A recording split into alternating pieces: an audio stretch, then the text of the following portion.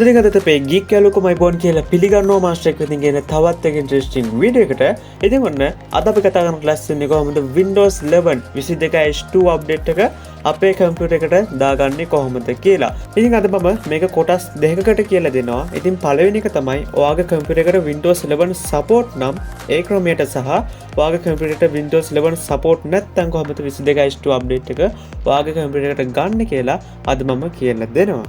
ඉතින් මම පළවෙනිට කියලා දෙන්නම් ඔයාගේ කම්පියුටර් එකට Windows 11 support නම් කොහොමද 22H2 අප්ඩේට් එක ගන්න කියලා. ඉතින් ඔයාට මේක ක්‍රම දෙකකට විතර ගන්න පුළුවන්. ඉතින් පළවෙනි එක තමයි ඔයාට අප්ඩේට් එක ඇවිල්ලා නැත්නම් ඔයාට පුළුවන් Windows Insider program එකට join වෙන්න. හැබැයි මේකට join වෙන එක මම recommend කරන්නේ නැහැ. ඔයා සාමාන්‍ය එදිනෙදා වැඩ කරන කම්පියුටර් එකකින්. මොකද මේ Insider program එකට join වුණාට පස්සේ මේකේ දිගින් දිගටම අප්ඩේට් වෙනවා. ඒ වගේම ඔයාගේ data connection එකත් ඉක්මනට මෙවර වෙන්න පුළුවන් මේ අප්ඩේට්ස් නිසා. ඒ වගේම මේ අප්ඩේට් වල මොකක් හරි ප්‍රශ්නයක් තිබ්බොත් ඔයාගේ කම්පියුටර් එකට ඩැමේජ් එකක් වෙන්න උනත් පුළුවන්. ඉතින් ඔයා එදිනෙදා යූස් කරන කම්පියුටර් එකට ඉන්සයිඩර් ප්‍රෝග්‍රෑම් එකකින් ජොයින් වෙන්න එපා.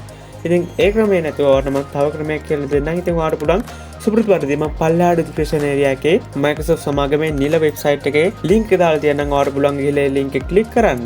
link එක click කරාට පස්සේ ඔයා මෙන්න මේ වගේ Windows 11 download කරන්න පුළුවන් site එකට අරගෙන ඒවි. ඉතින් ඔයාට පුළුවන් මෙතන පළවෙනියට තියෙන Windows 11 installation assistant කියන tab එක යටතේ තියෙන මේ download button එක click කරලා මුලින්ම මේ file එක download කරගන්න එක. හරි, download කරගත් application එක අපි මුලින්ම open කරගෙන ඉමු. application එක open කරාට පස්සේ ඔයාට මෙන්න මේ වගේ interface එකක් තමයි බලා ගන්න පුළුවන් වෙන්නේ. හරි, ඊළඟට ඔයාට get PC help check app කියලා පොඩි link එකක් බලා ගන්න පුළුවන් මේකේ උඩින්. ඉතින් ඔයා මේක click කරලා PC help check app එක මුලින්ම ඔයාගේ කම්පියුටර් එකට install කරගන්න. install කරගත්තට පස්සේ ඔයා මේක මුලින්ම open කරගෙන උඩින් check now දීලා ඔයාගේ කම්පියුටර් එක Windows 11 වලට requirement support කරනවද කියලා මුලින්ම ඉස්සෙල්ලා check කරගෙන ඉන්න. හරි, requirement support නම් ඔයාට කරන්න තියෙන එක close කරලා අර අපි මුලින් download කරපු Windows 11 installing assistant ආපහු නැවතත් open කරගන්න. open කරගත්තට පස්සේ ඔයාට මෙන්න මේ වගේ interface එකක් බලා ගන්න පුළුවන්. ඉතින් ඔයාලට මෙතන පහළට වෙන්න accept and install කියලා tab එකක් තියෙනවා. ඉතින් ඔයා මේක click කරන්න. මේ click කරාට පස්සේ ඔයාට බලා ගන්න පුළුවන් මෙන්න මේ විදිහට Windows 11 22H2 update එක download වෙන්න පටන් ගන්නවා. ඉතින් අනිවාර්යෙන් මේ වැඩේට ඔයාට ඉන්ටර්නෙට් කනෙක්ෂන් එකක් නම් අවශ්‍ය වෙනවා. ඉතින් මේක 100% ඩවුන්ලෝඩ් වුණාට පස්සේ ඔයාට මෙන්න මේ විදිහට රීස්ටාර්ට් කරන්න කියලා පුංචි මැසේජ් එකක් එනවා. ඉතින් ඔයාට පුළුවන් මේ රීස්ටාර්ට් now කියන බටන් එක ක්ලික් කරලා ඔයා ඩවුන්ලෝඩ් කරගත්ත Windows 11 22H2 අප්ඩේට් එක ඉන්ස්ටෝල් කරගන්න.